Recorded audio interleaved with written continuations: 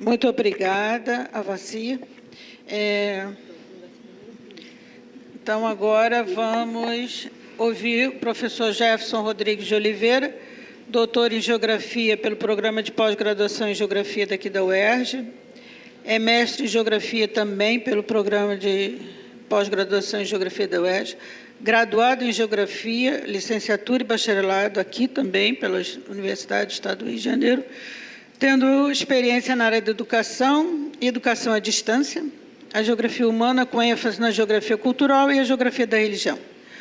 Sua trajetória científica atrelada a essa dimensão cultural e a do fenômeno religioso no espaço.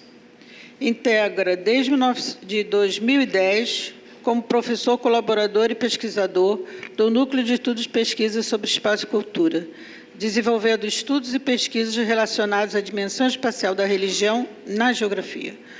Suas pesquisas estão baseadas a partir de estudos da geografia da religião em temas relacionados à renovação carismática católica, à comunidade Canção Nova, da Igreja Católica Apostólica Romana, peregrinações pós-modernas, carismáticas, ciberespaço, mediatização da fé e da hipermodernidade. Professor Jefferson Rodrigues, o senhor pode iniciar a sua fala. Uma boa tarde. Eu gostaria de agradecer, primeiramente, a podendo participar em mais um momento aqui nesse simpósio do UNEPEC, que está completando esse ano 25 anos, né? Então, é uma honra poder estar aqui e, ao mesmo tempo, acompanhar, ou melhor, ter a presença da professora Zeni Rosendal aqui ao meu lado, ao longo de todos os diferentes tempos e temporalidades da minha vivência acadêmica aqui na instituição, né? O título da minha apresentação, que eu trago para vocês hoje, é O On e o Off da Fé na Hipermodernidade, a religião e as novas interfaces do sagrado na era 2.0. Tá? Eu gostaria de destacar que isso se trata apenas de um fragmento que eu vim trabalhando ao longo da minha tese de doutorado, que eu terminei no final de 2017 aqui, pela orientação da professora Zeni Rosendal. No caso, o meu título, eu vou trazer para você ele desmembrado em 3 partes, dando ênfase a esses 3 pontos, né, para poder realizar aqui a apresentação.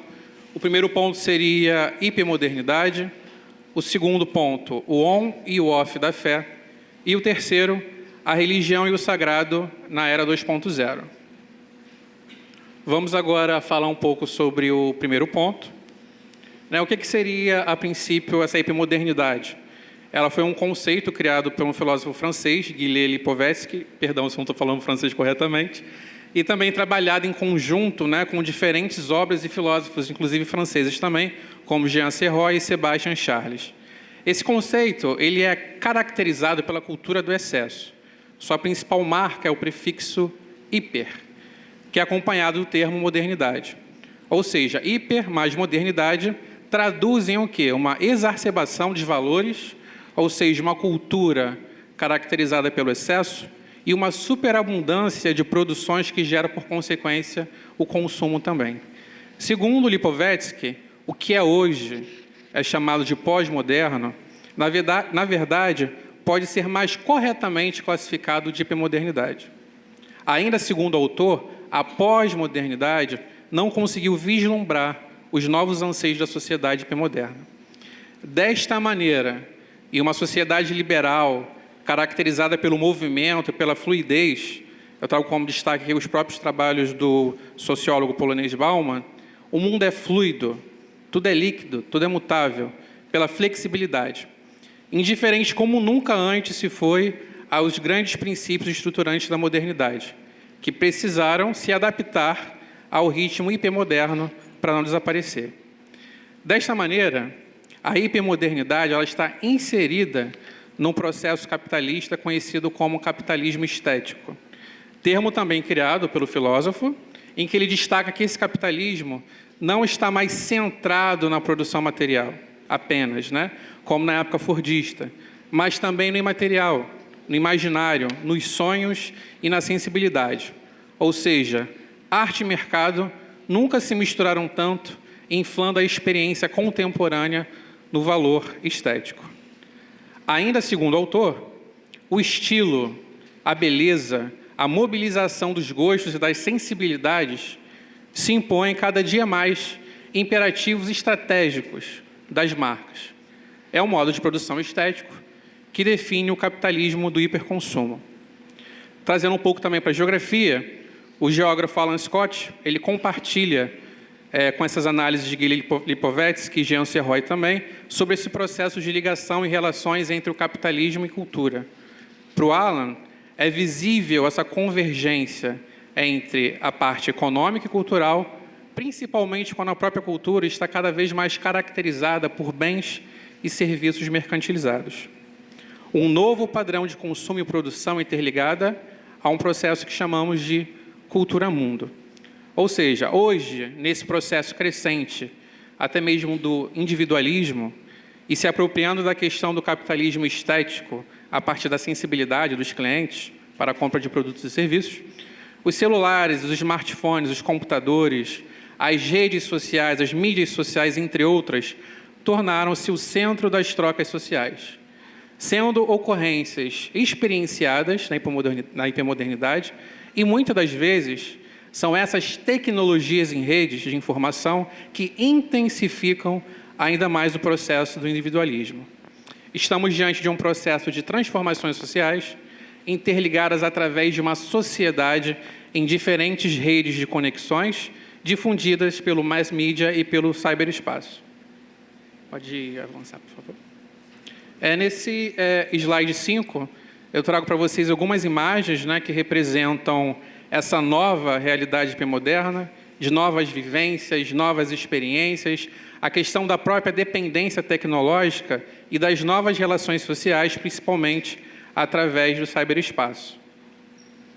Ou seja, diante dessas conjunturas e inúmeras transformações sociais, como a religião tem criado novas estratégias e, ao mesmo tempo, maneiras de se adequar a essa nova realidade. Chegamos ao segundo item, que seria o on e o off da fé.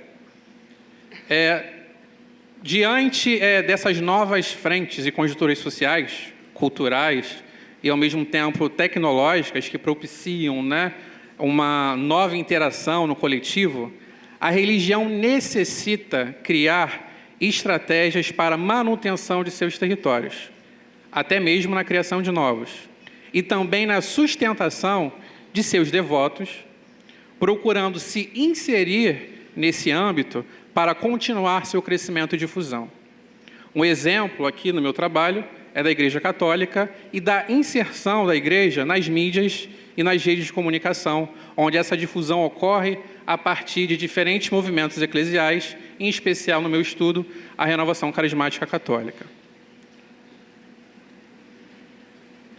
Aqui eu trouxe para vocês uma imagem de Michelangelo, que representam aquele quadro da criação de Adão. Eu trouxe para poder tentar fazer uma alusão, uma comparação desse elo de ligação entre o sagrado e, ao mesmo tempo, o ser humano. E, ao mesmo tempo, desta maneira, tentar entender que esse botão representado pelo Power é esse novo elo de ligação contemporâneo entre o sagrado e o devoto, assim como também a tecnologia. Ocorre o quê? Uma real necessidade de adaptação frente a essas novas demandas da sociedade capitalista. Logo, a religião estaria ligada à hipermodernidade. Caso a religião não busque se inserir nesse novo contexto, ainda que de maneira incipiente, ela estaria off dessas novas interações. Até que eu destaco para vocês um trabalho do sociólogo Peter Berger, até o professor Otávio falou na apresentação dele ontem também, que ele destaca sobre o processo de secularização da religião a partir das mudanças sociais e culturais que vieram ocorrendo na sociedade pós-1967 e 68. Só que é interessante que ele acreditava que, com o desenvolvimento social e cultural da sociedade, a religião tenderia a ter um decréscimo. Mas, segundo os estudos posteriores que ele realizou, ele viu que, em tempos de mudanças, ocorre um recrudescimento da fé. A religião, ela se transforma, se adaptando a essas novas realidades.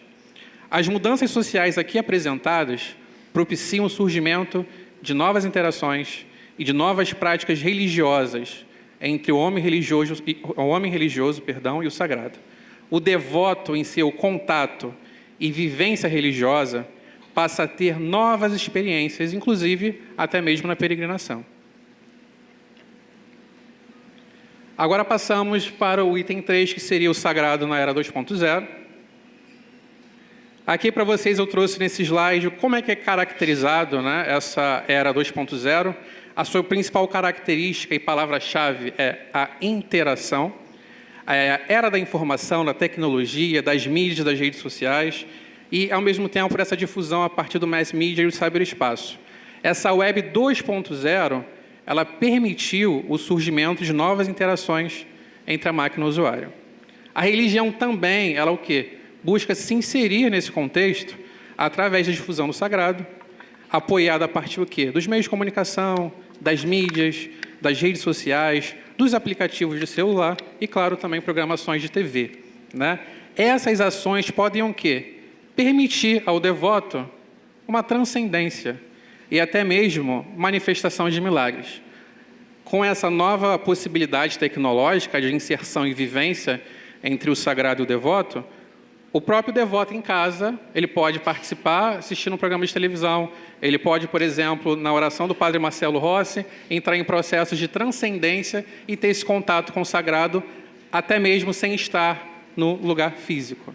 Tá? Então, destaca aqui que hoje encontramos uma variedade de informações, dentre quais eu posso destacar as capelas virtuais, velas virtuais, a adoração ao sagrado a partir da televisão, do rádio, da internet, bíblias virtuais, missas, cultos, reza do terço, show e muitas outras questões. Pode avançar, por favor? Nesse slide agora eu trago para vocês como é que se daria essa relação, trazendo um pouco para o meu objeto, da Igreja Católica, essa relação da Igreja Católica nesse contexto da hipermodernidade. Eu posso dividir esse contexto em duas maneiras. A parte A, que seria, essa difusão pode ocorrer através das mídias, da TV, do rádio, da internet, através desse cyberespaço, dessas online communities, incluindo também as redes sociais, os aplicativos, sistemas operacionais de telefone celular, o YouTube, entre vários outros aplicativos também. Ou pode vir a ocorrer através de uma ótica de mercado, seguindo que essa lógica midiática consumerista a partir de shows, eventos musicais, padres cantores, escritores e uma outra gama de informações. Aqui, de maneira rápida, eu apresento para vocês um pouco o que seria, dentro desse contexto, né, da internet, da web 2.0 e das interações, que, ao mesmo tempo, essas novas vivências permitem novas experiências.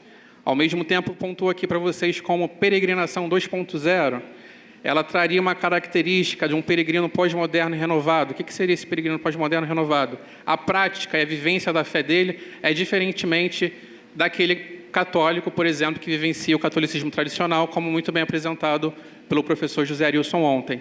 Esse peregrino está totalmente inserido nas mídias, ele está totalmente inserido no contexto virtual. E até mesmo a questão da prática religiosa, ele não tem a necessidade de fazer o sacrifício em prol da sua fé.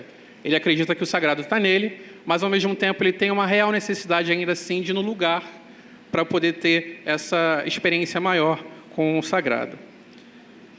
Pode avançar, por favor. Aqui, em breve, para poder chegar perto de uma finalização, eu trouxe para vocês aqui um grande exemplo de trabalho. 6 minutos. 6? Ah, maravilha. Eu trouxe para vocês aqui agora aquilo que a professora Zene Rosendahl, ela trabalhou e trabalha durante muitos anos, que seriam as dimensões de análise, ou seja, para o geógrafo, a partir dos estudos rosendalianos, né, que tem interesse em estudar a geografia da religião, nós partimos de dois pressupostos. Seria duas categorias de análise, que seria o sagrado e o profano. E, a partir dessas dimensões, nós trabalhamos com a dimensão econômica, a dimensão política e a dimensão do lugar. E, a partir desse contexto, que todos os trabalhos de geografia da religião que seguem essa linha têm trabalhado. Sendo que, diante dessas novas transformações sociais, ao mesmo tempo, como que a religião vem se inserindo nesse novo contexto social e hipermoderno, a gente observou que existiria uma necessidade de ampliar um pouco esse conceito de Rosendahl, 2003, que eu trago para vocês agora, em relação tanto das duas categorias, o sagrado e o profano, na dimensão econômica, podemos também agora trabalhar com religião, estética e arte, ou seja, o mercado da fé e da lógica midiático-consumerista na produção dos bens simbólicos religiosos. Na dimensão do lugar também, a peregrinação em um cunho tradicional, como o professor José Arilson apresentou ontem, ou a peregrinação no contexto da pós-modernidade, e também na dimensão política, que seria a difusão midiática da fé, o cyberespaço e a hipermodernidade. Aqui, para poder finalizar, para eu não concluir, eu trago duas frases que, para mim, são muito marcantes. A primeira, que seria do São João Paulo II, é o que ratifica essa intenção da Igreja de ter uma conexão ainda mais com os meios de comunicação, que ele fala que, para a Igreja, o novo mundo do espaço cibernético é uma exortação à grande aventura do seu uso, do seu potencial para proclamar a mensagem evangélica. E, ao mesmo tempo, para finalizar, em memória à nossa querida professora Zeni Rosendahl aqui, se a geografia está em toda parte, a geografia cultural e a geografia da religião convergem e se difundem no NEPEC. Muito obrigado.